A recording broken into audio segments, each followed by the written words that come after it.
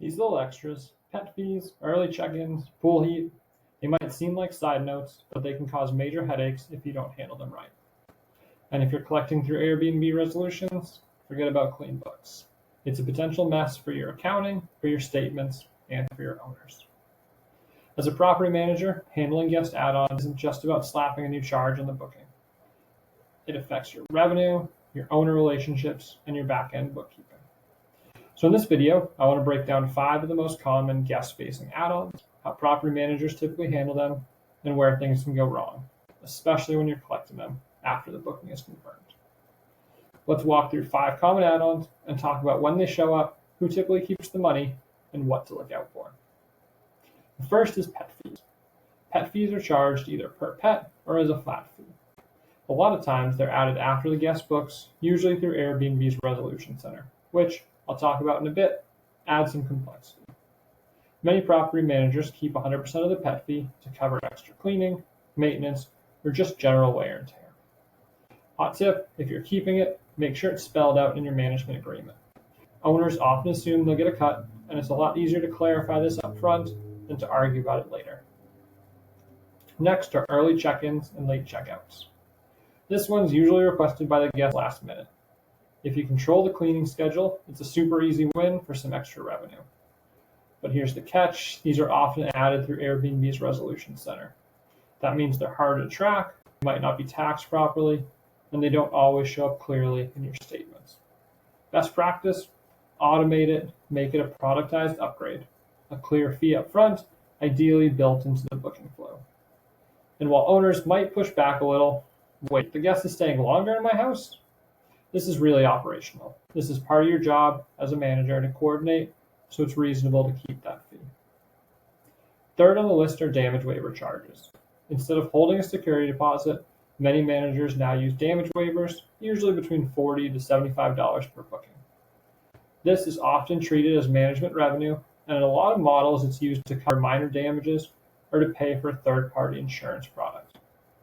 If you charge more than you pay out for coverage, it can even be a small profit center. Just make sure you're transparent about it with owners and that you've got a process for handling actual damage claims. Next, HOA fees.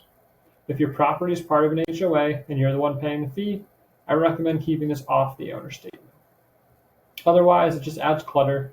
You're showing revenue in and then an identical expense out, often with a timing difference. Whenever possible, bundle HOA fees into your nightly rate or as a required guest fee as part of the original booking. Avoid adding it after the fact. Guests don't like it, it's confusing, and it can be messy in your accounting. Last is pool heat. Pool heat is seasonal, usually optional, and it can be a high-value add-on, sometimes up to $100 per night.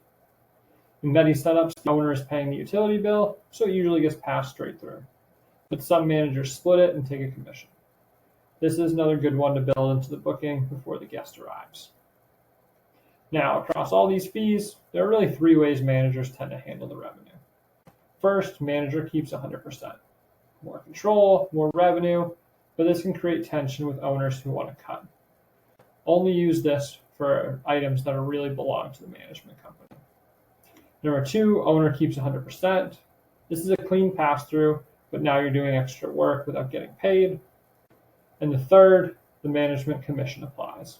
This treats the add-on as rental income, and your commission structure applies. It's common, but it can get murky, especially if owners think it shouldn't be rent. So which one's right? It depends, but whatever you do, include it in your management agreement and be consistent. Okay, let's talk about the elephant in the room, Airbnb resolutions. When you add fees after the booking through the Resolution Center, they're harder to track in your PMS or accounting system. They often skip the occupancy tax application. They may not show up clearly on owner statements, and they might hit during a later payout period, causing timing confusion. Bottom line, build your fees into booking before the guest arrives as much as possible. But if you can't avoid them, make sure you have a good process or good accounting software to deal with these. Quick recap, here's a state of trouble with guest add-ons. First, decide how each fee is handled, who keeps it, and whether it's commissionable. Next, document everything in your management agreement. Collect up front when you can, as opposed to Airbnb resolutions. And last, above all, be consistent.